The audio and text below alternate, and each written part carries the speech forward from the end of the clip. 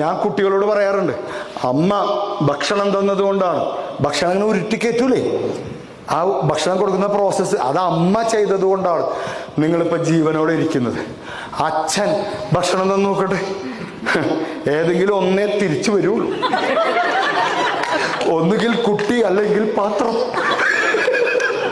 രണ്ടും ഒരുമിച്ച് ഇന്നേ വരെ വന്നിട്ടില്ല. ഈ മനുഷ്യന്റെ വിചാരം ഇതാണ്, അത് തുറക്കണമെങ്കിൽ എന്തോ ഒരു കഴിവ് ആ സ്ത്രീക്കുണ്ട്. നമുക്കില്ലാതെ നമുക്ക് പ്രാന്തം, നമുക്കിത് കുലിക്കാനേ അറിയുള്ളൂ.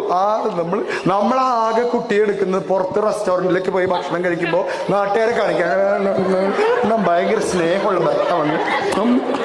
എന്നിട്ട് കുട്ടിക്ക് മുമ്പ് കൊടുക്കുന്നത് മറ്റേ സ്ത്രീയെ നോക്കി അപ്പൊ ആ സ്ത്രീക്ക് മനസ്സിലായി ഇത് എനിക്കുള്ള ഉമ്മയാണോ ഈശ്വര.